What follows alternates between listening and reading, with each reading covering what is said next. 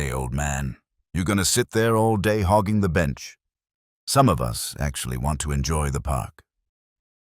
The teenage boy's voice cut through the peaceful summer afternoon like a knife, his three friends laughing as they surrounded the elderly man sitting quietly on the park bench.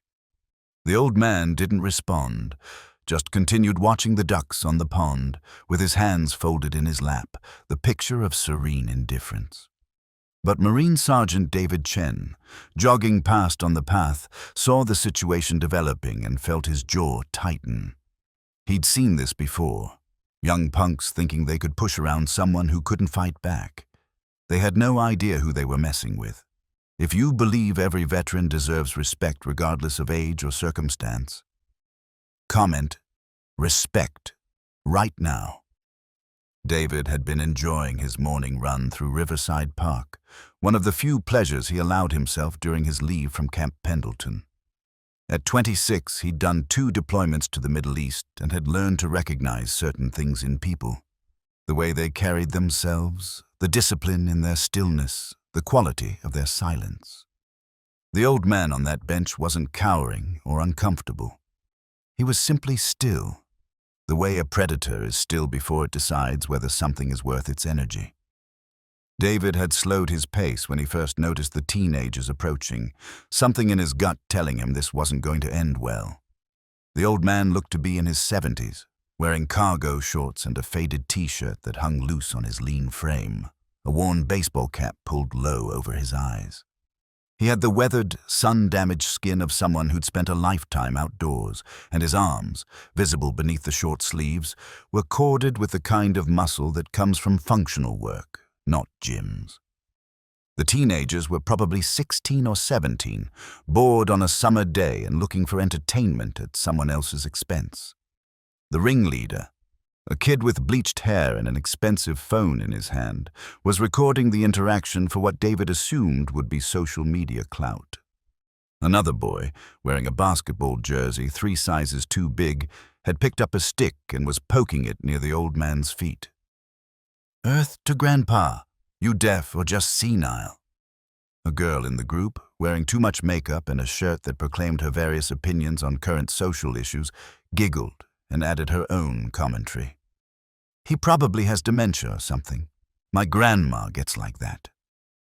The 4th teenager, quieter than the others but still complicit in his presence, hung back slightly as if already regretting his involvement, but too afraid of social consequences to leave. David stopped running and wiped the sweat from his forehead, his decision made. He'd been taught from day one in the Corps that you stand up for those who can't stand up for themselves, that honor meant something, that respect was non-negotiable. He started walking toward the group with purposeful strides, his 6-foot frame and obvious military bearing causing a few other park-goers to glance up with interest. "Hey," David called out, his voice carrying that particular tone of command that came from leading fire teams in combat situations. "That's enough. Leave him alone." The teenagers turned, their expressions shifting from cruel amusement to defensive hostility. The bleached-hair kid lowered his phone slightly. "Who are you, his bodyguard?" "I'm someone telling you to move along," David said evenly, stopping a few feet away. "Show some respect. That man has probably lived through things you couldn't imagine." The kid with the basketball jersey scoffed, still holding his stick.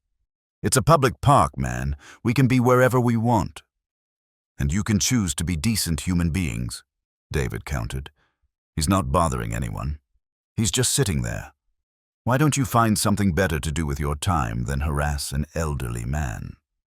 He was getting worked up now, feeling that familiar surge of protective anger that came when he witnessed injustice. "You know what?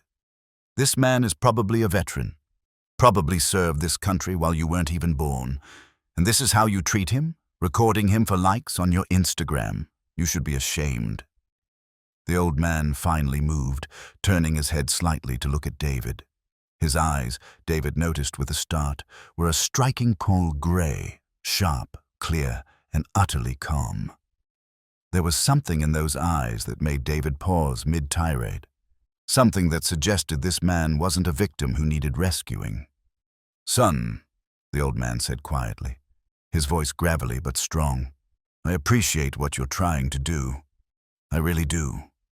He stood up slowly, not with the trembling weakness David had expected, but with controlled, fluid movement. But I'm all right. The old man turned to face David fully now, and David felt his breath catch.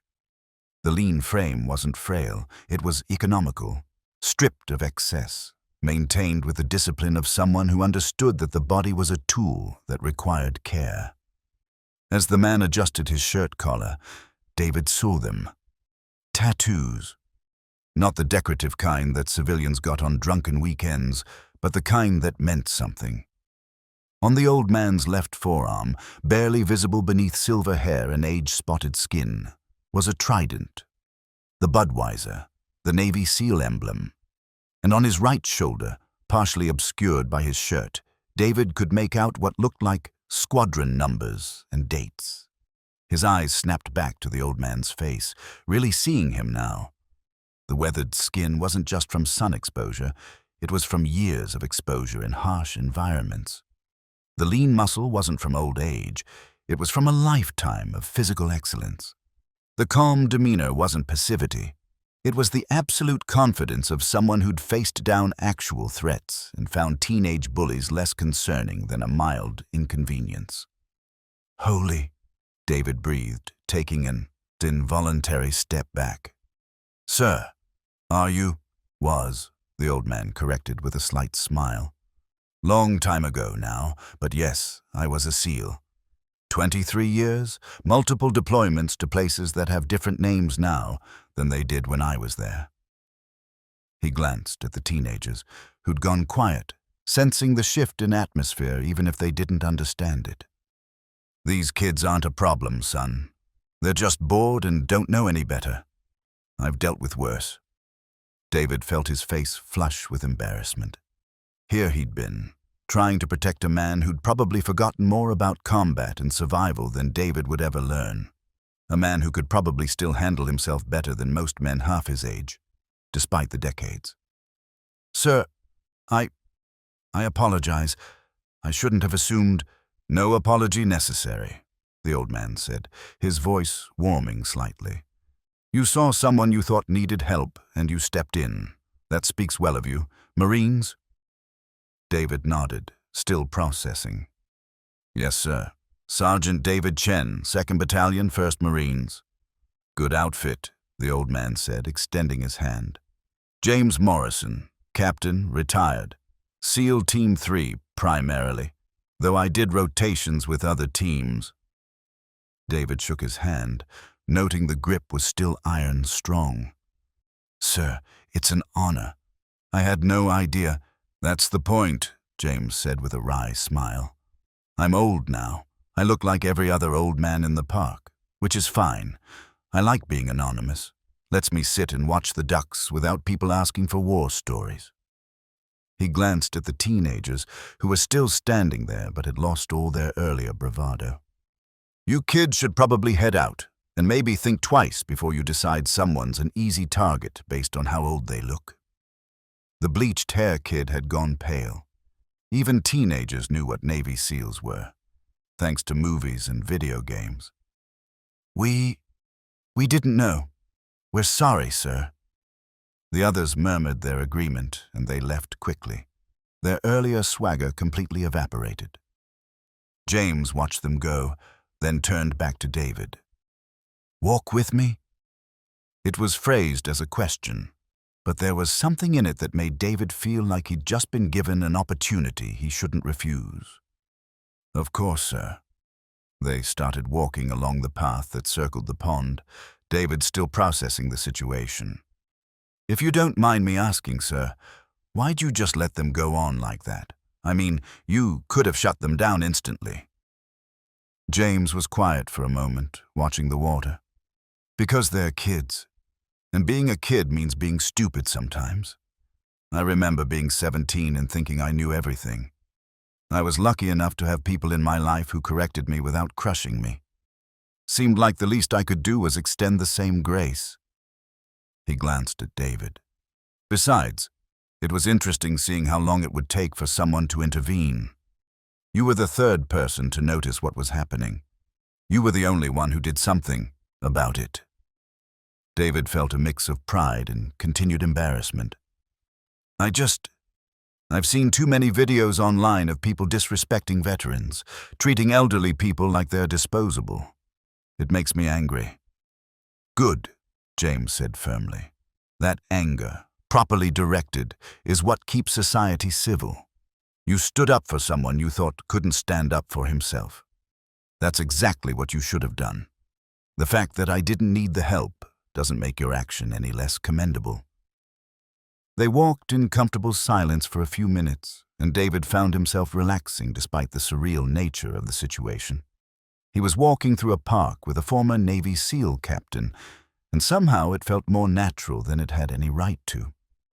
"Sir, can I ask where you served? Or is that not classified anymore?" James said. "Most of it, anyway. Iraq, Afghanistan, some other places in the Middle East and Africa. Did some work in South America back in the 80s that I probably still shouldn't talk about, but the statute of limitations on consequences has mostly passed." He smiled slightly. "I wasn't always the silent professional. Young SEALs think they're invincible. Took me a few close calls to develop some humility." "What made you join?" David asked, genuinely curious. James was thoughtful. "Vietnam was ending when I was in high school. I watched it on TV, watched the way veterans were treated when they came home, and I was angry. Angry at the protesters who spit on them, angry at the government that sent them and then abandoned them, angry at myself for not being old enough to go. When I graduated, I enlisted in the Navy specifically to try out for the teams. Figured if I was going to serve, I wanted to be the best, do the hardest things, make the biggest difference." He paused at a bench, not the one he'd been sitting on before, but another one with a better view of the water. "Mind if we sit? My knees aren't what they used to be." David sat beside him, and James continued. "Made it through buds on my second try. First time, I broke my leg during Hell Week, came back 6 months later and finished. After that, it was 23 years of deployments, training, operations that sometimes went right and sometimes went sideways. Lost friends, made decisions that kept me awake at night. Did things I'm proud of and things I'm not sure about even now." "Do you miss it?" David asked quietly. James considered the question seriously. "I miss the brotherhood. I miss knowing that the men beside me would die for me, and I'd die for them without hesitation. I miss the clarity of purpose. You have a mission, you complete it, you come home. The civilian world is murkier, more ambiguous." He looked at David. "But I don't miss the violence. I don't miss the hypervigilance. I don't miss coming home and not being able to explain to anyone what I'd just experienced because it was classified or because they just couldn't understand." He gestured at the peaceful park around them. "This is nice. Quiet. I've earned the right to sit and watch ducks without needing to scan for threats every 3 seconds. Though," he added with a slight smile, "old habits die hard. I still do it anyway." David laughed despite himself. "I do the same thing. Drive my girlfriend crazy. We can't go to a restaurant without me needing to sit facing the door." They sat in comfortable silence for a while, watching park-goers jog past and families spread out picnic blankets on the grass. Finally, James spoke again. "You did good today, Sergeant Chen. You saw something wrong, and you stepped in. That's what matters. The world needs more people willing to do that." "Thank you, sir," David said, meaning it. "I'm just glad you were the kind of person who didn't take offense at being rescued." James snorted. "Please. My ego can handle a young Marine thinking I'm a helpless old man. Hell, that's the disguise I've spent years cultivating. Works great at the hardware store when they try to upsell me on tools I don't need. Oh, I'm just a confused old man who doesn't know anything about construction." He grinned. "Meanwhile, I built most of my house with my own hands." David found himself laughing, genuinely relaxed now. "Sir, I don't suppose you'd want to grab a coffee. There's a place just outside the park. My treat." James looked at him with those sharp gray eyes, and David saw approval there. "I'd like that. Been a while since I had a good conversation with someone who understands the life. Most of my old teammates are scattered around the country, and the ones nearby are either too busy or too broken to be good company." They stood and started walking toward the park exit. "Fair warning, though," James continued. "I've got about 10,000 stories, and most of them involve things going wrong in entertaining ways. You might be stuck listening for a while." "Sir, I've got nowhere to be," David said honestly, "and I'd be honored to hear them." As they walked, David noticed that people still glanced at James and saw just an old man, gray-haired, slightly stooped, wearing cargo shorts and a faded t-shirt. They had no idea they were looking at a man who'd conducted operations in a dozen countries, who'd trained foreign militaries, who'd kicked down doors in places so hostile that even acknowledging you'd been there could get you killed years later. The invisibility of age was, David realized, probably something James appreciated. It let him move through the world without the weight of expectation and recognition. The coffee shop was small, locally owned, with mismatched furniture and a menu written on chalkboards. They ordered black coffee for James, an iced latte for David, and settled into a corner booth where James could sit with his back to the wall and a clear view of the entrance. Old habits indeed.